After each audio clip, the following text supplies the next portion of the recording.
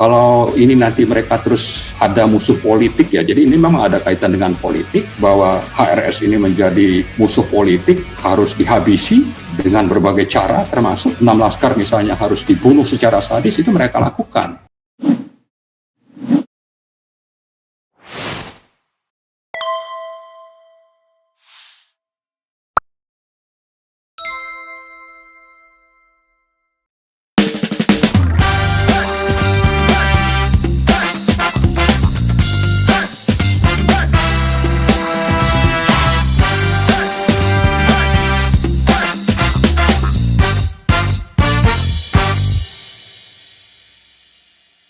Assalamualaikum warahmatullahi wabarakatuh, Sobat Era sekalian. Jumpa lagi kita di channel yang keren ini, Keren Cadas ya.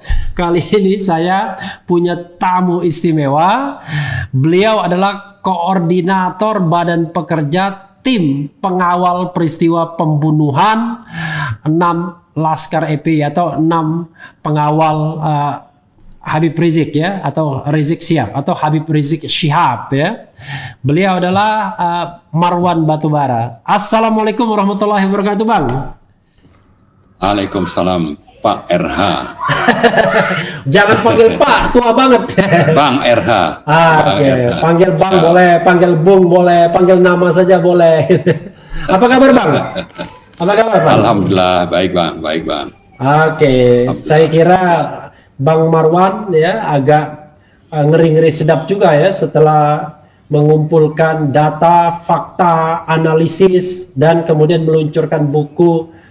Judulnya apa persisnya buku itu? Judulnya Buku Putih Pelanggaran HAM Berat Pembunuhan 6 Pengawal HRS. Woi, jadi saya ulangi, Buku Putih Pelanggaran HAM Berat 6 pengawal HRS ya, 6 pengawal pembunuhan 6 pengawal Habib Rizik Syihab ya. Jadi dari judulnya saja ada 2 kesimpulan. Kesimpulan pertama itu adalah pelanggaran HAM berat ya, dan sekaligus mungkin menjawab Prof Mahfud MD jangan-jangan ya. Yang kedua adalah itu adalah peristiwa pembunuhan ya, sesuai dengan namanya TP3. Saya awalnya pengen tanya begini, tapi tetap saya tanya ya, Bang. Setelah Abang membuat buku ini bersama tim ya dan meluncurkannya, jadi Abang yakin berapa persen bahwa ini by accident, bukan, atau by design, bukan by accident? Kalau dibilang 100% mungkin ada unsur arogansi di situ. Ya mungkin 99% lah. 99% yakin bahwa ini by design ya. Ya. Artinya ini tidak hanya terkait dengan pelaku lapangan yang spontan, begitu ya? Ya, betul.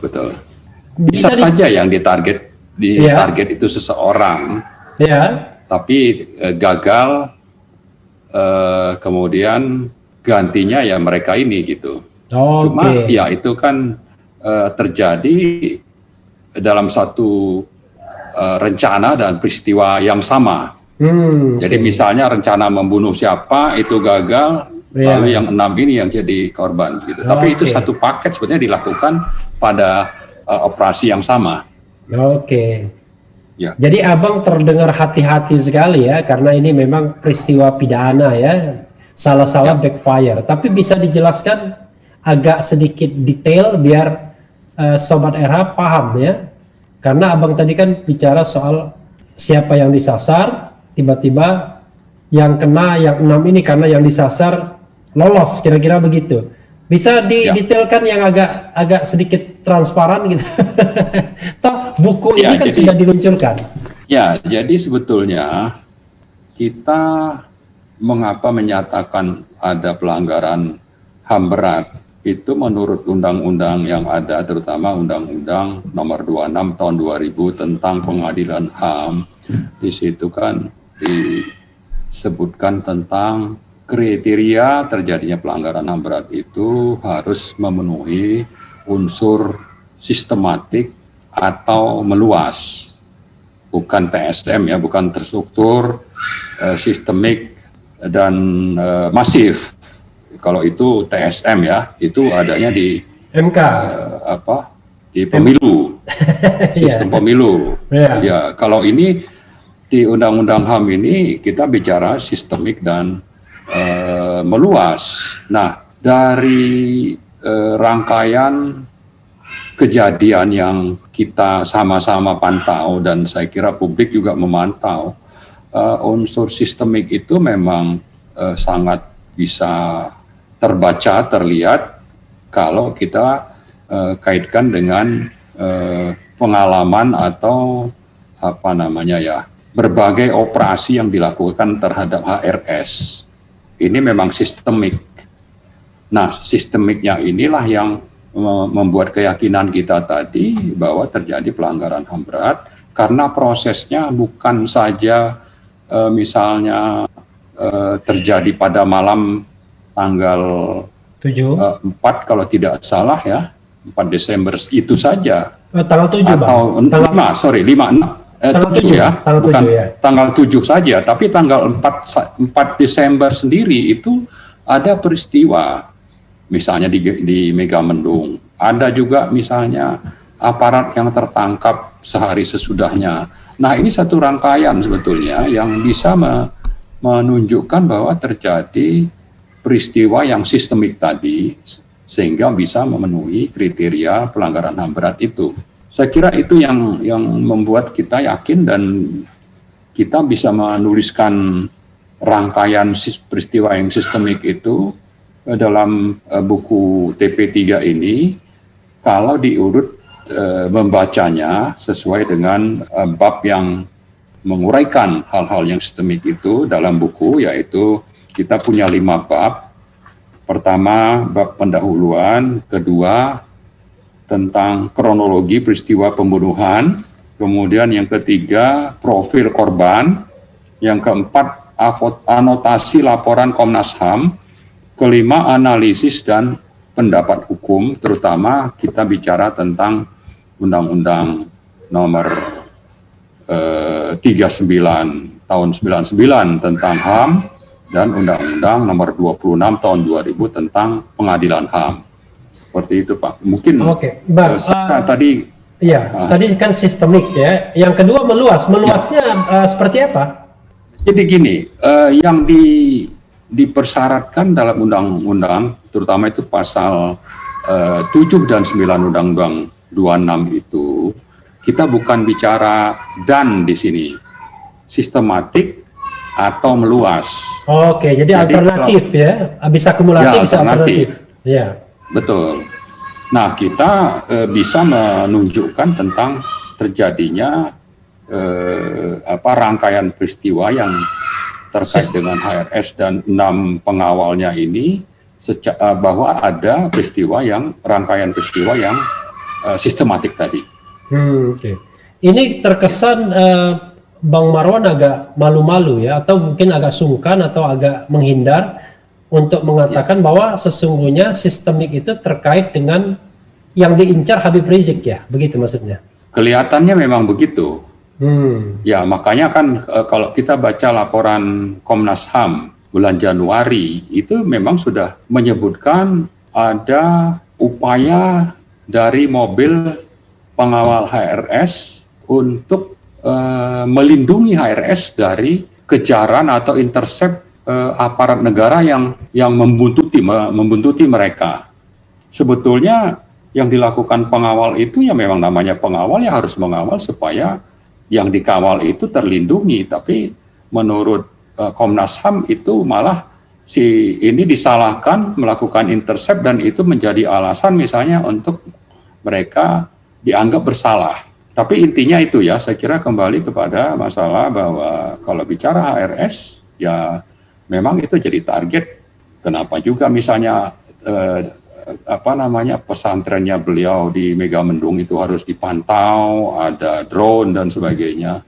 Lalu berangkat tanggal 6 atau 7 itu juga dibuntuti dan itu menjadi target, kelihatannya begitu. Ada indikasi lain yang bisa mengarahkan bahwa memang target itu memang Habib Rizik. Misalnya fakta dan data yang ditemukan TP3? itu bisa dilihat nanti di mana, di bab 2 ya. Di bab 2 tadi tentang kronologi. Jadi di situ bisa diikuti sebetulnya apa saja ini yang terjadi atau yang dilakukan oleh aparat negara terhadap HRS. Tidak sekedar kita bicara 6 laskar ini. Dan sebetulnya setelah peristiwa pembunuhan itu kan HRS tetap saja menjadi objek yang harus kalau perlu ya ditahan bertahun-tahun, meskipun sebetulnya pelanggaran yang dilakukan itu tidak harus dihukum dengan sanksi yang berat, dan faktanya kan banyak pejabat negara termasuk Presiden Jokowi dan anaknya sendiri melakukan hal yang sama seperti yang dilakukan oleh HRS, tapi justru HRS tetap jadi target. Artinya memang ini terus akan berlanjut. Saya tidak tahu siapa yang mesan, bagaimana kok sampai begitu dendamnya terhadap HRS. Nah, sementara dari TP3 ini sebenarnya kita bukan anggota FPI, kita bicara kemanusiaan dan keadilan saja, bahwa ini jangan mentang-mentang berkuasa lalu hukum itu dipakai begitu tajamnya kepada HRS, dan sampai-sampai kalau memang 6 orang itu harus dibunuh secara sadis, itu mereka lakukan. Ini yang saya kira tidak bisa kita terima. Kalau ini nanti mereka terus ada musuh politik ya, jadi ini memang ada kaitan dengan politik, bahwa HRS ini menjadi musuh politik, harus dihabisi dengan berbagai cara, termasuk 6 laskar misalnya harus dibunuh secara sadis, itu mereka lakukan. Dan ini ada fakta-faktanya yang bisa kita tunjukkan. Jadi mereka itu siapa, Bang? Saya kira inilah yang kita coba rangkai dalam buku ini, dan memang kita tidak dalam kapasitas untuk menunjuk atau menyebutkan siapa.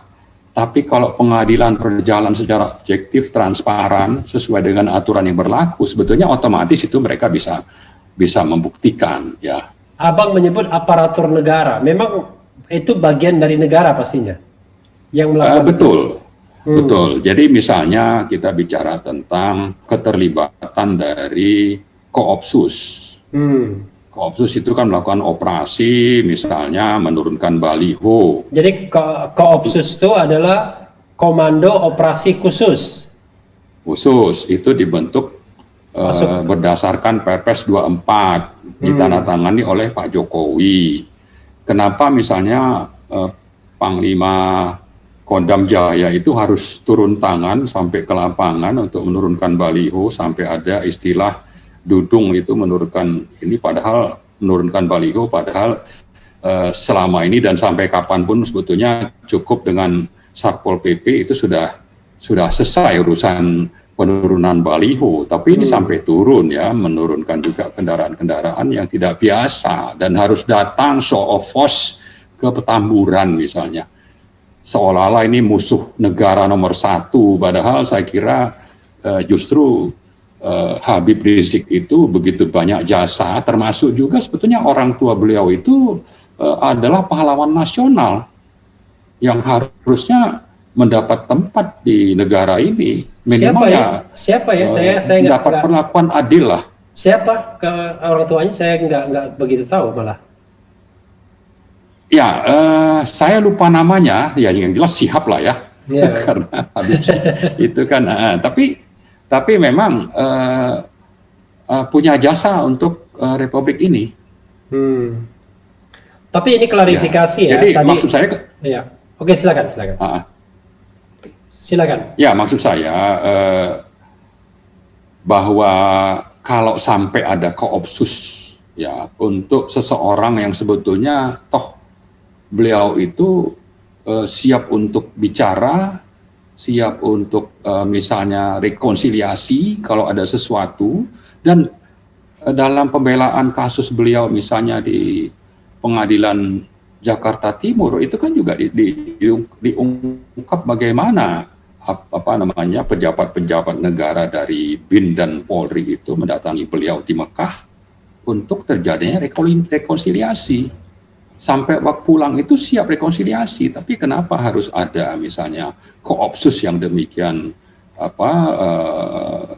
demonstratif ya, turun dengan kendaraan yang seolah-olah ada teroris atau akan ada perang, yang sebetulnya yang terjadi yang dibutuhkan tidak sampai seperti itu.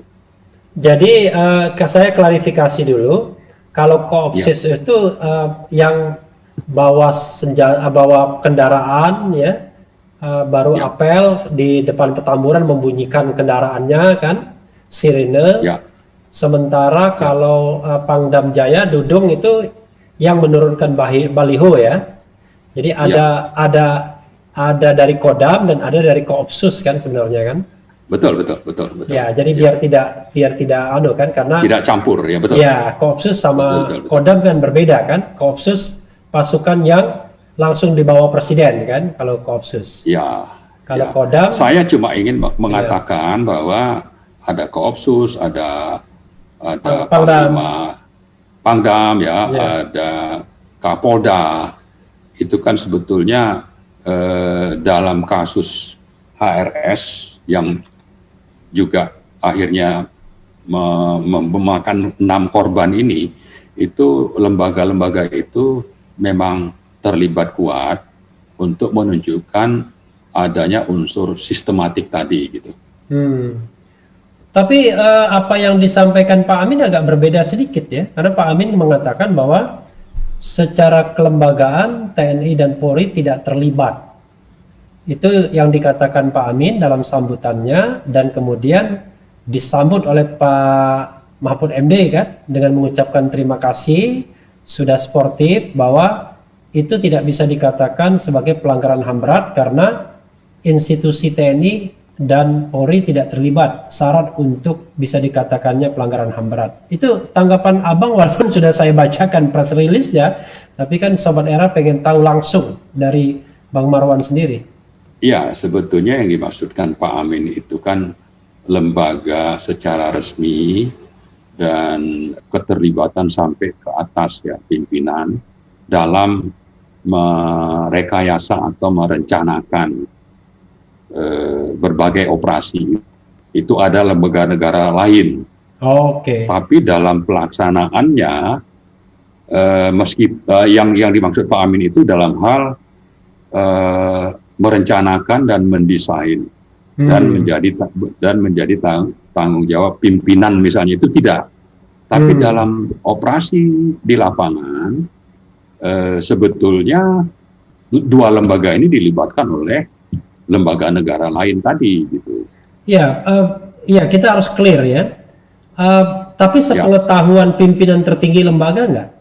Misalnya kalau kita menyebut TNI kan tertingginya Panglima TNI, kalau polisi tertingginya Kapolri.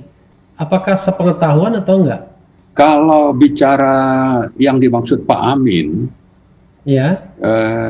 saya kira bisa saja tahu, bisa juga tidak. Tapi yang penting adalah kita ingin mengatakan, dan ini kita juga sampaikan di buku, bahwa lembaga negara lain itu memakai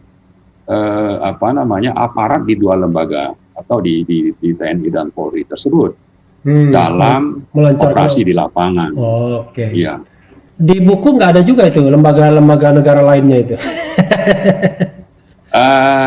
Kita uraikan itu di bab 2 supaya tidak jadi delik, ya kan?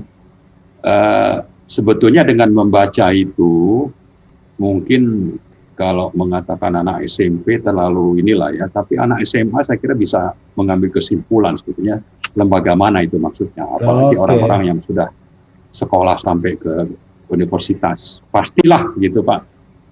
Bakal paham lembaganya itu yang mana itu gitu. Jadi kita pun tidak bisa menyebutnya karena khawatir nanti tiba-tiba backfire ya. Jadi malah menjadi dianggap dari ada tuntutan gitu ya. Ya lah, tetap kita harus saya kira supaya tidak menjadi spekulasi tanda tanya kepada publik. Memang sangat penting, dan kita sebagai negara yang mengaku negara berdasarkan hukum di Pasal 1 Undang-Undang Dasar 45, ini pengadilan HAM memang harus dijalankan. supaya jelas, tidak ada spekulasi dan tidak ada misalnya tuduhan atau menjelekkan nama satu lembaga, supaya publik juga tidak menduga-duga siapa, ya, ada ketakutan bicara.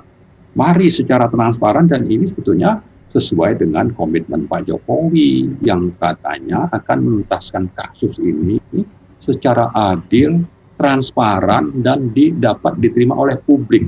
Saya sampai hafal ini tiga unsur yang dijanjikan Pak Jokowi ini. Adil, itu transparan. Itu janji beneran atau lip service saja? Karena sekarang kan ada banyak istilah kan.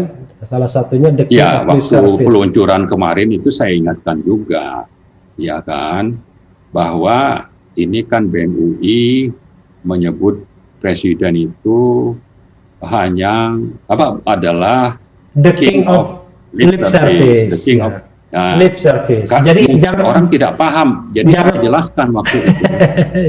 Ya kan, mungkin banyak apa sih maksudnya, bahwa itu artinya adalah raja pembohong, raja pembual. Nah, waktu itu saya sampaikan, buktikanlah Pak Jokowi bahwa penilaian atau label yang diberikan oleh BEM UI itu salah. Dengan salah satunya Anda mendukung dan memerintahkan aparat terkait untuk segera menuntaskan kasus ini mengikuti aturan yang berlaku, yaitu Undang-Undang Nomor 26 Tahun 2000, bahwa terjadi unsur sistemik sehingga terjadi pelanggaran HAM berat. Tantangannya seperti itu. Tapi kalau ini tidak dilakukan, ya mungkin label dari BEM UI itu ya memang ya itulah adanya. Tapi saya mengatakan tidak mudah ya kalau katakanlah misalnya kekuasaan juga terlibat atau melindungi misalnya ya. Karena begini, kalau Bang Marwan tadi mengatakan bahwa lembaga yang terlibat, bukan orang ya, tapi lembaga terlibat, firm, lembaga. Ya, maksudnya lembaga itu, orang itu ada di lembaga itu. Iya, tapi maksudnya orang atau kelembagaan yang resmi, yang terlibat. Kan bisa saja. Dua-duanya. Ya. Dua-duanya, ya, oke. Kalau begitu kan lembaga tidak mungkin nggak ada orangnya kan, tapi orang bisa saja tidak menyertakan lembaga kan. Nah, masalahnya kan kelembagaannya. Ya, silakan. Kalau Bang Refli lihat misalnya ya, tanggal 7 itu Kapolda dan Pangdam itu tampil menjelaskan bahwa ini katanya terjadi tembak-menembak, ya kan, penyerangan terhadap aparat polisi. Langsung 6 tewas saat itu juga. 6 tewas. Ya, itu kan sebetulnya bisa saja kita bisa bilang dua-duanya itu ada unsur lembaganya, ada orangnya di dalam. Dan sekarang mereka bilang itu 3, padahal itu juga diproses melalui proses hukum yang tidak kredibel, yang memang direkayasa, yaitu mereka melanjutkan proses terhadap 3 tersangka itu atas dasar laporan Komnas HAM yang diterbitkan 6 atau 7 Januari yang menyatakan ada 4 yang terbunuh, 2 ini karena itu saya lupa detailnya, tapi itulah yang menjadi dasar, padahal laporan itu sendiri bukan merupakan laporan penyelidikan. Itu hanya hasil pemantauan. Ya, sekadar mengingatkan bahwa laporan Komnas HAM itu yang jelas 2 meninggal dalam tembak-menembak katanya. Kemudian 4 meninggal dalam penguasaan petugas. Betul. Ya. Dan petugas mengatakan mereka ditembak karena mereka melawan ketika naik mobil Xenia untuk dibawa ke Polda Metro, kan begitu. Ya, memang ceritanya banyak juga kejanggalan-kejanggalan yang terjadi ya. Tapi sekali lagi saya hanya ingin mengatakan bagaimana kita meminta presiden untuk turun tangan ya. Sementara misalnya ada spekulasi lembaga yang terlibat justru lembaga yang mungkin langsung dibawa presiden. Ya, malah itu lebih gampang ya. Kan selalu pemerintah itu bilang, oh masalah hukum kami tidak terlibat. Ini beda ranahnya. Tapi yang menjadi pimpinan dari lembaga tersebut kan di bawah kendali presiden. Misalnya Kapolri yang ngangkat itu kan strukturnya dalam pemerintahan kita itu di bawah presiden. Sama juga misalnya dengan kejaksaan yang angkat presiden. Iya, maksud mestinya saya bisa kalau berminat. Iya, maksud saya ada persoalan, mungkinkah mereka melaksanakan sebuah kegiatan yang katakanlah ngeri-ngeri sedap seperti ini, misalnya ya, tanpa melapor kepada presiden gitu. Bisa saja Pak seperti itu ya. Tapi kalau kita kembali tadi ke lembaga yang namanya Koopsus, itu kan lembaga ini kan berada di bawah kendali presiden. Dan kalau mereka melakukan itu tanpa misalnya perintah, yang namanya tanggung jawab kan tetap aja ada di presiden. Ya kan? Ya, justru saya ingin mengatakan, mungkinkah mereka itu misalnya tidak ngelapor dalam konteks seperti ini? Ya itu mungkin saja Pak, mungkin saja. Tapi kalau bicara tanggung jawab, masalah nyawa orang, masalah kemanusiaan, apalagi dengan sadis, ya kan, tidak melapor tapi tanggung jawab itu tetap ada di atasan juga gitu. Ada porsinya masing-masing kan. Ya. Iya, tanggung jawab presiden harusnya seperti apa bagi tim TP3? Ya minimal kalau memang mengatakan ingin menuntaskan kasus secara adil, transparan, dan diterima oleh publik, wewenang yang dimiliki untuk bisa terwujudnya pengadilan HAM itu bisa dilakukan oleh presiden. Apa wewenangnya untuk supaya ini bisa terwujud misalnya. Jangan justru kami menduga kuat bahwa justru Komnas HAM sendiri itu tidak independen, sehingga mau saja merekayasa laporan sesuai dengan harapan ya, atau malah permintaan mungkin. Ya, kami menduga seperti itu. Laporannya dibuat sedemikian rupa, sumir, dan melanggar hukum pula lagi. Ini melanggar hukumnya yang mana? Yang tadi, yang bukan penyelidikan, tapi seolah-olah sudah melakukan penyelidikan begitu. Betul, dan mereka melakukan pemantauan sebetulnya, yang untuk memantau itu perlu ada izin dari pengadilan negeri. Izin itu tidak ada, belum ada. Belum mereka dapatkan itu. Tapi mereka lalu yang kebohongan yang sangat nyata kan mereka bilang ini laporan penyelidikan, padahal itu cuma laporan pemantauan. Ini kejahatan saya kira. Ini harusnya kita gugat, dan kita pantas rakyat itu menggugat mereka, karena mereka ini kan mestinya lembaga yang independen, dibentuk atas dasar undang-undang dan konstitusi, dan bukan berada di bawah kendali pemerintah. Tapi justru mereka terlibat untuk merekayasa agar misalnya kasus ini sedemikian rupa sehingga bisa meloloskan pelakunya itu dari pengadilan HAM. Yang ada hanya pengadilan HAM biasa. Pengadilan biasa. HAM berat maksud saya. Ya, pengadilan, HAM berat, ya. Pengadilan biasa. HAM berat. Iya. Ya. Tapi kalau kita bicara soal pengadilan HAM, itu kan sepenuhnya wewenang Komnas HAM untuk memulai penyelidikan, kan? Kalau penyelidikannya kemudian menganggap itu cukup, diberikan kepada Jaksa Agung, kan? Kalau misalnya Jaksa Agung mengatakan itu cukup bukti dilimpahkan, nggak ada hubungannya sama presiden, kan? Ini kan bukan pengadilan HAM ad hoc. Kecuali kalau pengadilan HAM ad hoc kan beda lagi, kan? Ada proses-proses tertentu, kesepakatan dengan DPR dan lain sebagainya. Tapi ini kan pengadilan HAM-nya kan sudah ada institusinya. Jadi tinggal dipakai sebenarnya. Tapi kan inisiatif kan harus dari Komnas HAM, tidak mungkin dari pihak lain atau presiden, begitu. Itu salah satu Pak, saya kira ya.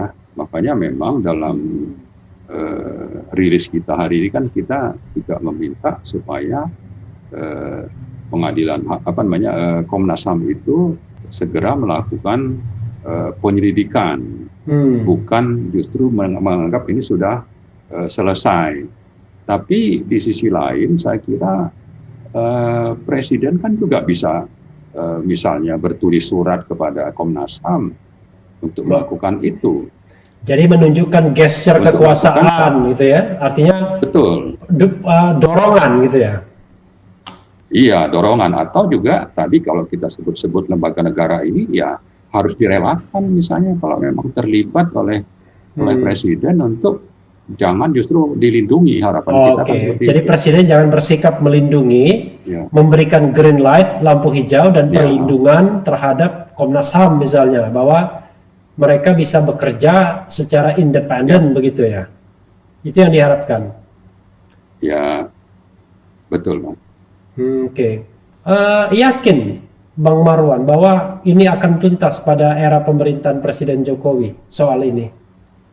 Memang banyak yang pesimis. Saya nggak tahu menjawab yakin atau tidak, tapi banyak yang pesimis. Tapi saya kira TP3 optimis dan sebetulnya dengan kebesaran hati Pak Jokowi, lalu juga bahwa beliau ini bukanlah raja pembohong, maka kita yakin. Tidak seperti yang dituduhkan misalnya oleh BEM UI, ya yakinlah kita bahwa. Jadi sebenarnya jawaban Bang Marwan ini bukan yakin, ini jawaban yang diplomatis ini. Jadi mudah-mudahan Pak Jokowi dengar juga lah itu. Harapan kita kan. Iya, tapi masalahnya ya kalau saya lihat hanya TP3 saja yang peduli lagi soal ini. Kalau lembaga-lembaga lainnya ya keep silent. Sebagai contoh DPR misalnya. Saya menganggap misalnya harusnya kan cukup alasan untuk membentuk katakanlah angket ya kan, panitia angket untuk melakukan penyelidikan kan, seperti itu. Karena diduga ada pelanggaran hukumnya kan. Jauh lebih penting dibandingkan angket KPK dulu ya kan, dan lain sebagainya. Atau angket Pelindo yang paling lucu, angket Pelindo 2 dulu. Tapi DPR keep silent, baik lembaga maupun anggotanya tidak pernah lagi ngomong. Kemudian LSM atau NGO yang awalnya concern juga tidak pernah bersuara lagi soal 6 laskar FPI atau 6 laskar pengawal HRS ini. Hanya TP3 saja Bang Marwan yang tetap bersuara begitu.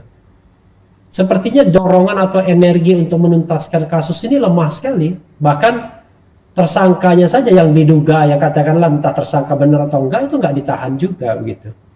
Ya, jadi kalau kita melihat bahwa kasus ini memang syarat dengan kepentingan politik, terutama kalau bicara pemerintah dan HRS, ini kasus aspek politiknya cukup kental. Lalu DPR itu lembaga politik, juga justru politiknya kental.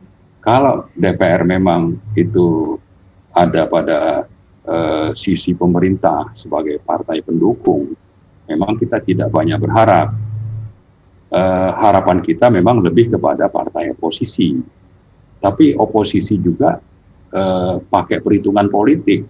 Kalau ini mau diangkat sebagai isu yang berbeda dengan pemerintah, untung rugi politiknya bagi mereka itu apa?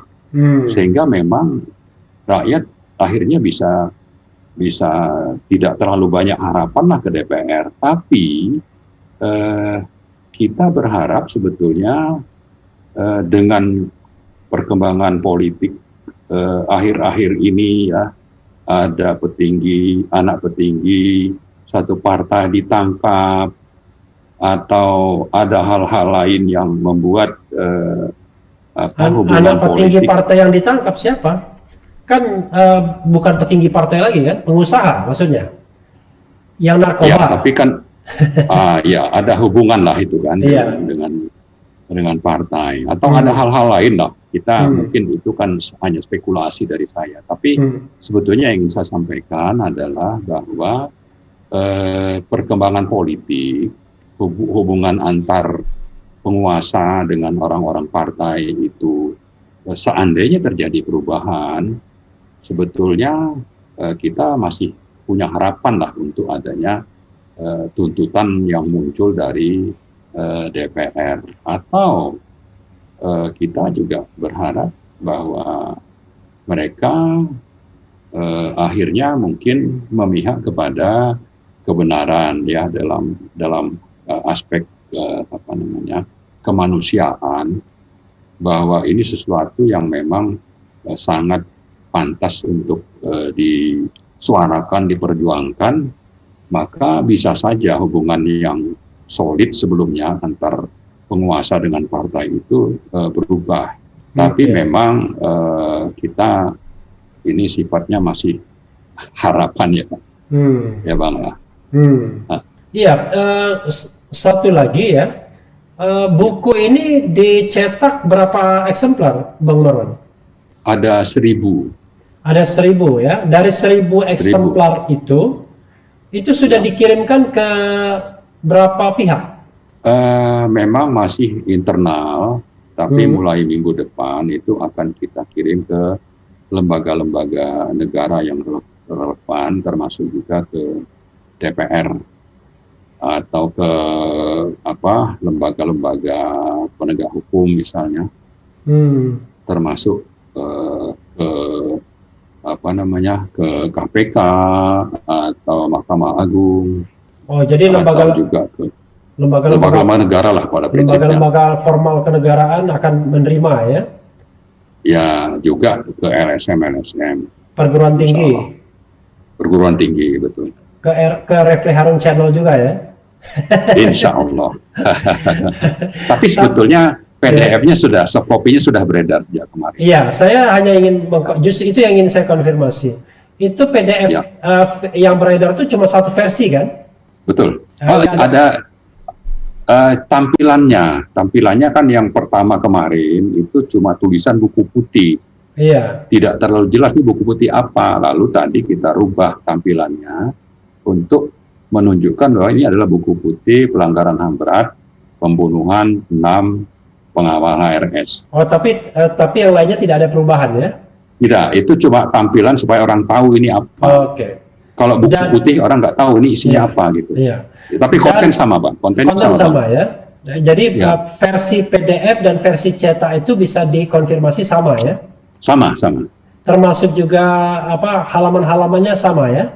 Sama. Nah, versi PDF-nya ini bisa disebarkan kemana-mana kalau ada orang minta. Kemana-mana.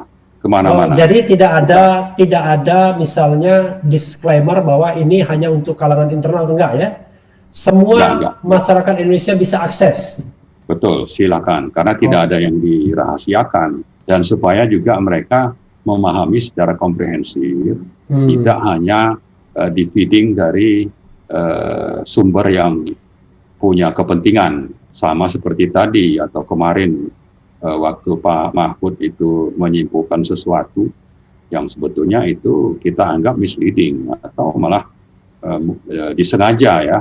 Karena memang kami mencatat waktu tanggal 9 Maret diterima audiensi di Istana Merdeka, itu setelah acara kan Pak Mahfud itu sudah menilai kita bahwa kita datang hanya dengan keyakinan, tidak dengan fakta. Kalau yakin ada pelanggaran HAM berat, ya buktikan saja gitu. Tapi kami tidak yakin katanya. Jadi beliau pada saat itu sudah menyatakan bahwa memang benar laporan Komnas HAM ini hanya pelanggaran HAM biasa. Nah, begitu ada statement Pak Amin yang sebetulnya juga itu kesimpulannya tidak seperti itu langsung disambar. Kalau tidak ada keterlibatan polisi dan Polri, padahal keterlibatan itu kan sebetulnya tadi sudah dijelaskan dalam hal perencanaan oleh pimpinan, tapi dalam pelaksanaan operasional itu tetap saja lembaga itu terlibat. Nah, di situ diarahkan kepada publik kembali kepada statement Pak Mahfud tanggal 9 Maret bahwa ini tidak terjadi pelanggaran HAM berat, hanya HAM biasa. Memang maunya seperti itu gitu. Padahal dia belum baca. Dan kita sebenarnya sudah kirim tanggal 1 Juli. Langsung saya yang mengantar. Dan judulnya sendiri, di judulnya sendiri kan pelanggaran HAM berat itu di buku judul bukunya. Betul. Jadi karena memang saya tidak tahu ya sejauh mana nih Pak Mahfud berdiri sebagai pejabat negara untuk kepentingan rakyat atau kepentingan orang yang terduga dalam pembunuhan sadis. Oh, ada orang yang terduga ya? Tidak langsung bukan bukti. Yang kedua, beliau juga tidak langsung bilang bahwa memang tidak terjadi pelanggaran HAM berat. Padahal kalau beliau sempatkan baca, dan saya kira harapan kita kan sebetulnya kalau diundang untuk datang dan punya bukti-bukti lalu sudah kita kirim, beliau kan mestinya baca dan mestinya bisa objektif. Sebagai pejabat negara yang mewakili seluruh rakyat Indonesia, bukan hanya segolongan orang yang sedang dalam perseteruan misalnya atau perbedaan pendapat. Iya, tapi balik lagi ya, kalau dilihat misalnya orang seperti Pak Mahfud saja terlihatnya enggan ya, artinya belum apa-apa sudah defensif ya kan, ada terkesan defensif gitu.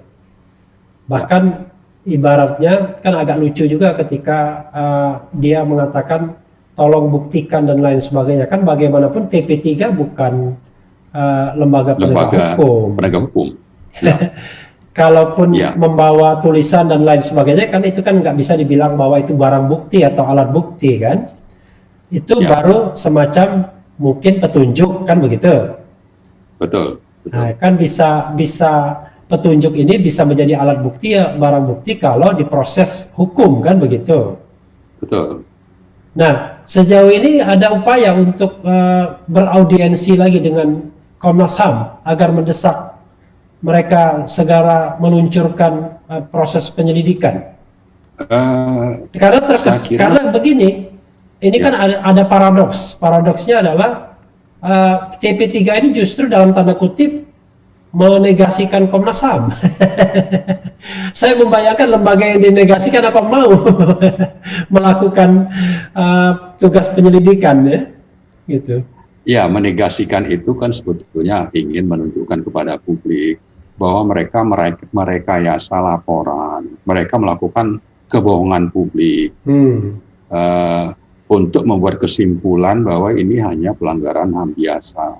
Itu yang ingin kita klarifikasi, dan kita kan siap sebetulnya berkali-kali kita sudah menantang untuk secara terbuka membahas penilaian itu.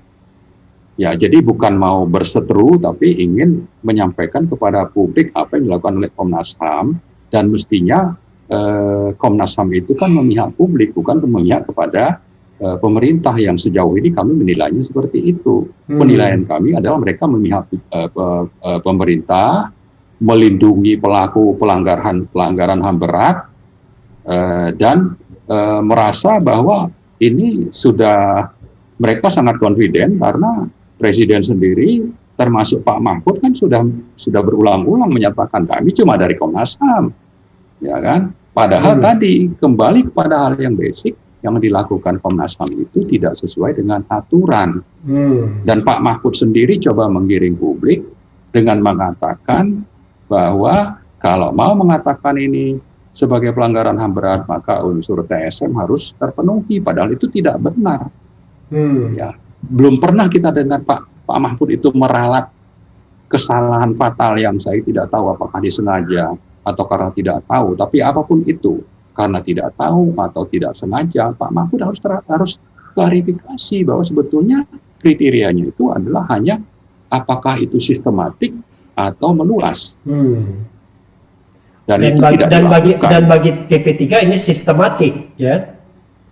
Sistematik, dan bukan, saya kira nanti kalau pengadilan itu benar-benar terjadi atau oleh lembaga atau akademisi atau kampus-kampus kalau mau mengkaji secara terbuka juga, kami sangat yakin mereka akan kesimpulannya itu akan ke sana bahwa ini pelanggaran HAM berat. Ada kesan ya, kita ini hidup dalam ketakutan ya untuk mengungkapkan sebuah peristiwa yang melibatkan lembaga tertentu yang katakanlah punya potensi untuk melakukan katakanlah tindakan-tindakan koersif ya, tindakan-tindakan kekerasan ya, atas nama negara seperti itu. Dan sepertinya terulang kembali ya, sama seperti kasus Munir ya, mungkin juga kasus Novel Baswedan gitu. Abang melihat kaitannya seperti ke sana juga ya? Seperti itu kelihatannya. Dan itu juga sebabnya kita sangat berharap ya DPR terutama itu berani untuk bersuara dan memanggil pihak-pihak yang memang menjadi partner atau yang dicurigai terlibat dan sebagainya dalam masalah-masalah hukum ini, sejak yang dulu sampai yang sekarang yang 6 pengawal HRS ini. Jadi memang salah satu yang kita harap sebagai kunci ya, lembaga kunci itu ya setelah presiden ya DPR. Maka sementara ini kasus syarat dengan kepentingan politik. Lembaga-lembaga di DPR, lembaga DPR ya lembaga politik. Jadi harapan kita ada sesuatu yang terjadi, entah itu pergeseran politik atau huru-hara politik, sehingga dengan begitu akhirnya DPR mau bersuara atau mau melakukan fungsinya yang seharusnya mereka jalankan menurut undang-undang. Tapi kalau kita bicara dalam kondisi normal ya, kita tahu bahwa kasus Munir itu kan di masa akhir pemerintahan Megawati, menjelang katakanlah pelantikan SBY sebagai presiden kan begitu. Tapi selama 10 tahun memerintah, walaupun ada pengadilan terhadap kasus Munir dan pelakunya juga dihukum, tapi kan publik tidak yakin bahwa itu selesai, tuntas, sama seperti novel Baswedan begitu. Apakah nanti dalam pemerintahan Presiden Jokowi yang masih tersisa 3 tahun ini, skenario yang sama yang akan terjadi juga? Bahwa ada pengadilan, tapi tadi pengadilannya tidak tuntas, yang dihukum siapa, pelakunya siapa gitu. Apakah akan mengarah ke sana juga? Karena yang lama belum selesai, apalagi yang baru. Kelihatannya memang begitu ya. Kelihatannya bakal begitu juga nanti. Tapi kita berharap ada sesuatu yang berbeda lah. Karena memang kenapa hampir sama itu, kita bicara soal kekuasaan, politik dan oligarki. Ya mungkin oligarki ini masih berperan ganti presiden, tapi oligarki mungkin tetap, terutama ada masih dominan juga gitu. Kalau kita bisa belajar dari kasus PLBI juga sebetulnya kan seperti itu. Ya tidak tuntas ganti ini ya ganti presiden ini juga tidak bisa dituntaskan karena memang oligarki cukup kuat berperan. Ya, jadi nanti saya bisa simpulkan dong Bang, kalaupun nanti presiden berganti, oligarkinya remains tetap, ya kasus ini mengambang begitu aja nanti, menguap, jangan-jangan malah menguap. Ya, tapi itu kan sikap yang pesimis, Bang Refdy. Ya kan, kita bicara kemungkinan itu bisa saja terjadi, tapi harapan kita lah minimal itu tidak seperti itu akhirnya, bahwa nanti siapa yang terlibat sampai ke atas itu akhirnya juga bisa dihukum, dikenakan sanksi. Ya. Ya mungkin kata-kata terakhirnya kalau kita tidak mampu mengungkapnya ya sama seperti Habib Rizik, sampai jumpa di pengadilan akhirat. Bisa begitu. Dan sebetulnya itu kalau orang masih punya iman di dadanya, itu hakim yang mengadili ini, kalau sudah sampai seperti itu, lalu ada tekanan untuk menjatuhkan vonis sekian tahun, daripada nanti ini jadi hukuman yang sangat berat di akhirat, mungkin dia lebih bagus mundur. Ya, harapan kita begitu juga terhadap yang ada di eksekutif yang lain-lain. Ya, jadi ada selain tadi bahwa kita mungkin pesimis, tapi ada harapan. Tapi yang penting adalah kalau orang ingat adanya hidup setelah mati, harapan kita itu juga bisa membuat mereka itu berpikir untuk akhirnya bisa menuntaskan kasus ini sesuai dengan aturan yang berlaku. Tapi jangan lupa Bang, doktrin aparat kan mengatakan bahwa misalnya mereka melakukan itu untuk bangsa dan negara, kan sering begitu kan, ya kan, untuk melindungi NKRI kan, sehingga rasa bersalah dan rasa berdosa itu sudah tidak ada lagi. Ya. Memang bisa begitu Bang, tapi ya inilah ya, jadi namanya ini kita terlalu banyak berandai-andai, tapi saya kira berandai-andai pun itu harusnya tidak membuat kita surut untuk terus melakukan advokasi. Oke. Ya. Artinya TP3 akan terus mengejar sampai kapanpun soal ini. Insya Allah, dan dengan buku sebetulnya kan kita berharap makin banyak orang paham. Ya, sama seperti waktu BEM UI bulan lalu bicara tentang Raja Pembual misalnya, itu kan sendirian. Tapi setelah seminggu 2 minggu itu kan puluhan atau malah ratusan BEM seluruh Indonesia itu sama sikapnya dengan BEM UI akhirnya gitu. Nah ini juga kita harapkan seperti itu. Nah Pak Jokowi, harapan kita sebelum nanti ada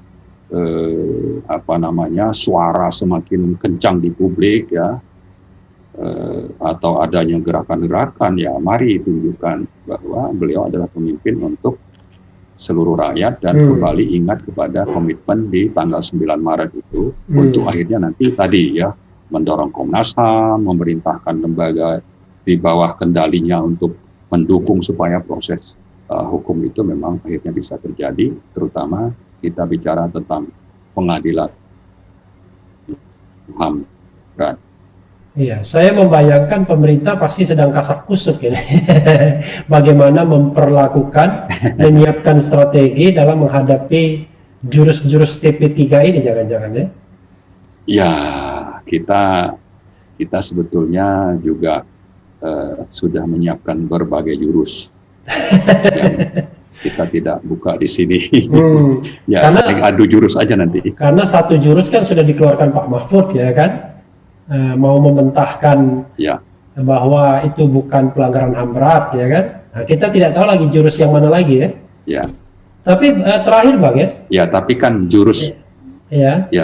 Silakan. Jurus Pak Mahfud itu kan sudah kita jawab juga tadi kan. Oke.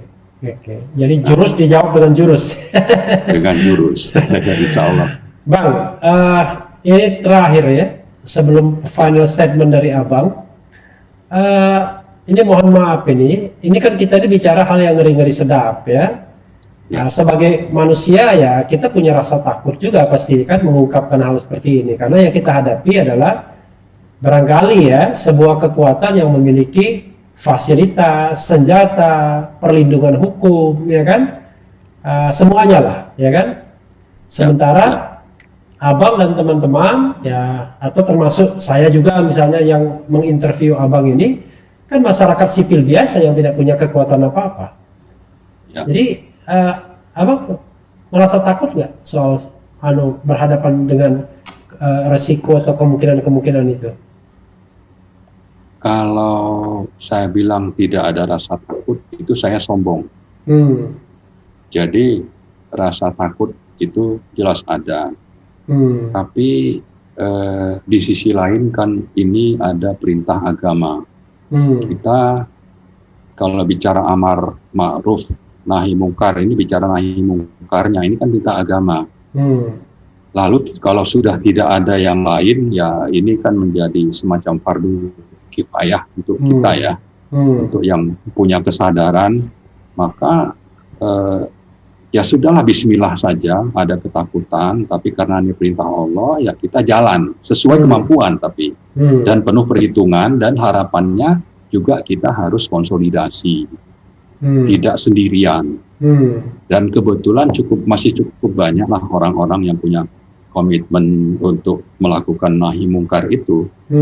Jadi saya kira atas dasar itu meskipun takut, kita insya Allah akan terus melangkah, dan harapannya dengan begitu nanti Allah juga akan memberi perlindungan. Karena kita memang tadi Bang Refli bilang kita cuma masyarakat sipil, tidak punya senjata, tidak punya aparat bawahan untuk bisa disuruh-suruh, ya kan, orang yang sekedar layman lah katakan ya. Tapi tetap bahwa karena perintah tadi kita terus melangkah dengan doa bahwa Allah juga nanti yang akan menjadi tempat kita berserah diri, dan dengan begitu nanti Allah memberikan perlindungan kepada kita. Amin. Tapi selama proses setelah press conference kemarin, pernah dapat ancaman telepon gelap atau WA gelap, Abang? Nggak ada. Nggak ada ya, alhamdulillah ya. Saya nggak tahu apakah saya harus mengucapkan alhamdulillah. Kelihatannya ya alhamdulillah tidak ada. Oke. Ya. Bang, final statement apa yang ingin Abang sampaikan? Ya, sebetulnya sejak peristiwa pembunuhan sadis itu terjadi tanggal 7 Desember, hampir setiap bulan TP3 itu melakukan berbagai langkah-langkah advokasi, mulai dari kita menulis surat kepada Kapolri, kita datang langsung, kemudian kita menulis surat kepada Presiden, Februari, atau sebelum itu kita membuat pernyataan sikap, menggalang petisi, lalu pernah juga kita melakukan zikir dan doa bersama. Rangkaian acara ini untuk menunjukkan bahwa TP3 akan terus bersuara dengan modus-modus advokasi yang mungkin dijalankan dan bisa kita lakukan. Jadi apapun itu sepanjang ada dan kita mampu lakukan, kita akan terus lakukan. Dan pada kesempatan ini sebetulnya kita berharap orang-orang yang memang punya visi atau keinginan untuk tegaknya hukum di negara ini sama dengan kita, mari bergabung untuk kita melakukan advokasi sebagai kelanjutan dari apa yang sudah kita lakukan sebelumnya. Dengan begitu harapan kita memang hukum dan keadilan bisa tegak di Indonesia ini, tidak sekedar itu tinggal di konstitusi, dalam praktek justru yang terjadi sebaliknya. Dan jangan lupa bahwa kita sendiri bisa mengalami seperti yang dialami oleh HRS atau 6 korban pembunuhan tadi. Ya, jadi sebelum itu ya mari sepanjang kita bisa mampu, mari kita lakukan secara bersama-sama. Insya Allah begitu. Ya sebetulnya ini lebih kepada himbauan dan dengan buku putih kami juga berharap siapa-siapa yang masih punya komitmen untuk menegakkan kebenaran demi kemanusiaan itu dipersilakan untuk membaca, mempelajari, memahami apa yang terjadi melalui buku putih yang minimal sudah kami sebar dalam bentuk PDF soft copy. Ya. Mungkin itu sebagai closing statement-nya, Bang. Iya, terima kasih banyak Bang Marwan Batubara. Mudah-mudahan segalanya baik ya, segalanya lancar, dan kita berharap bahwa kebenaran itu terungkap sebagaimana komitmen kita untuk menegakkan atau menjadi negara hukum ya di konstitusi kita. Itu saja Bang Marwan, makasih banyak ya. Assalamualaikum warahmatullahi wabarakatuh. Sampai jumpa lagi, mudah-mudahan ada perkembangan yang menarik. Insya Allah. Oke Bang, saya closing ya. Oke, saya end. Ya, makasih. Ya, Sobat Era sekalian, itu tadi interview saya dengan Marwan Batubara ya, Koordinator Badan Pekerja Tim Pengawal Peristiwa Pembunuhan 6 pengawal HRS ya, yang sudah meluncurkan buku Pelanggaran HAM Berat. Ya, pelanggaran HAM berat, peristiwa pembunuhan 6 pengawal HRS. Nanti kalau yang berminat bisa menghubungi RH Channel untuk mendapatkan PDF-nya atau menghubungi Bang Marwan Batubara. PDF-nya sama dengan versi bukunya ya. Itu saja, yang penting tetap di channel ini, karena di channel ini Anda akan dirayu, ditipu, dibaperin, dicecar, diuber pula di jalur khusus. Karena channel ini adalah channel yang mengancam, memeras, dan membenci. Jangan lupa subscribe, like, comment, and share. Yeah.